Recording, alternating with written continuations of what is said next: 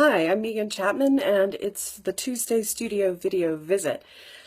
We are in a totally different place, and I'm sure you can tell by looking just a little bit behind me. We are in Winslow, Arkansas, a small town of 399 people, and we're at my parents' house. Uh, this because I'm home for the holidays.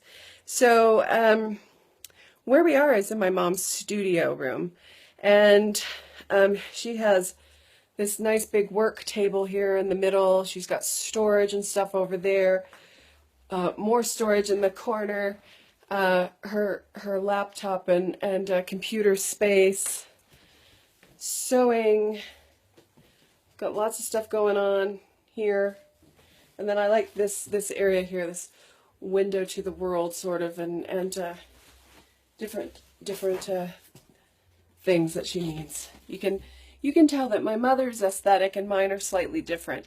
I would call my mother almost a surrealist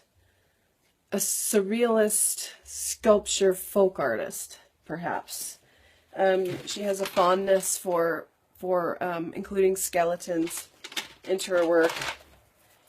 Here's a frog skull. Bird's nests, skeletons, hornet's nest, things from the natural world, a decoy duck head, various things, proper creepy doll, and skulls. And so, as you can see, it's a very eclectic workspace where a lot of different things are going on. My mom is constantly making things and creating. She does, collage pieces, wearable pieces, felted pieces.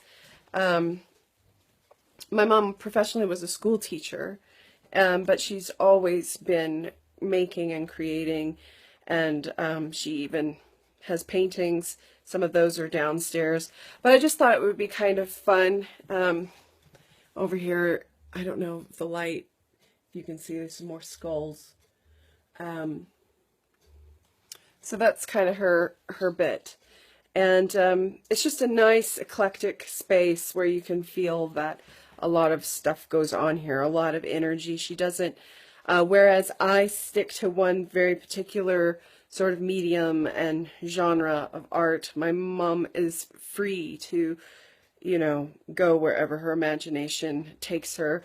Folklore and things like that play heavy into her work. So I just thought it would be fun for you to see the space of my mother's and where she creates her art. And now I'm just going to take you on just a quick little tour of the house so that you can kind of see how we live with art here and how the fact that living with art influenced me. And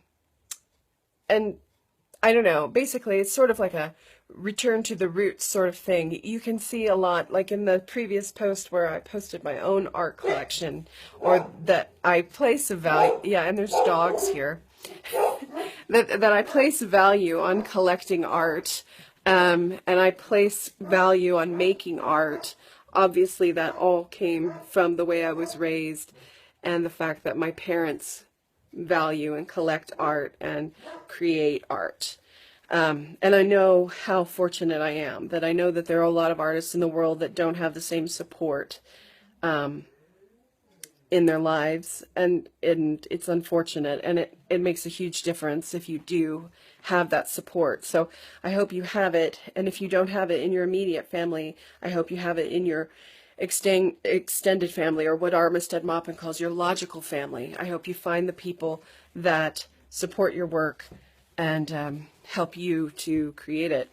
Here in this hallway we have an older piece of mine from the Falling into Sound series, another piece of mine from the Falling into Sound series, one of my accidental portraits that I created earlier this year, and then we have this nice collection of local art that my mom has collected. There's a few photographs by Kathy Collier. There's a piece by Dave Holcomb, and a sort of, other Winslow artists. I don't always know everybody's names, so apologies if I left your name out if you follow these and you see a piece of your art, more Kathy Collier photographs. So as we go down, we kind of just will take a survey. I'm about to show you a painting that was very influential to me as a child because I grew up with it over the dining room table. This piece right here is by Ralph Odom. Ralph Odom is a Arkansas-born artist, and he received his MFA in art from the University of Arkansas in the 60s, and this is one of his pieces from that time period. Unfortunately, much like in my studio, the light isn't the greatest right here in this space to see this piece, but this piece I found always incredibly influential, and I believe I still mirror a lot of the shapes in this painting repeatedly in my own work. The color palette is very much of the time period, and you know, I've always liked these floating shapes which have shown up over and over again. Ralph later gave me this painting, and I was always really appreciative that he had. It had been in our house for a long time, and then it went back to him for a while, and then it got back into our family, and it's always good to see it hanging. So again, you can just see that there is, you know, art all over. Here's a small piece of mine from quite a few years ago, 2001. It was called Tornadic Lineage, very small piece. You know, there's this wreath my mother made. It has lots of natural, organic things, found bird's nest and twigs, and there's always a Modigliani print in the house wherever we live, and of course I have one as well at this point. So again, just living with art, you know, and it's perfectly imperfect, you know, the collections, how people live with art is so different from what the media tells us is how people live with art. Like, everyone can live with art, everyone can put it up in their various ways, and it adds value and it adds a warmth to your living space. And so however you feel like living with art is the right way to live with art. We'll walk into this room and then I'll wind this video up. The dining room is covered in art, and this is a painting that's been around for a while. I don't know the artist, unfortunately. I think, again, it was probably painted in the 60s. I think it was, yeah. Here's another piece by Ralph Odom. That's a piece by Stuart Bremner. You can't see it too well. Ralph Odom. That's one of my old pieces. That's another old piece. And then in the corner there, another piece by Ralph Odom. Another piece by Ralph Odom in the corner. A few pieces of mine up here. A piece up here by Stephen Heaton, an English artist.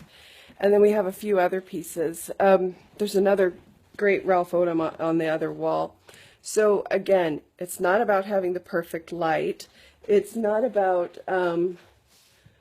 it's not about having the perfect light. It's not about having the perfect space. It's about collecting what you love.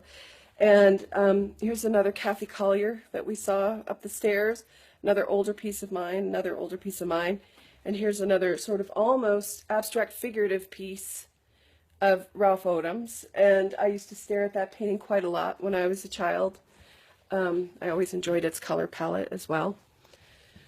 So that's pretty much what I have for you this week. The joy of collecting art continues wherever you are in the world. I hope you enjoy collecting art, and I hope you fill your space with art.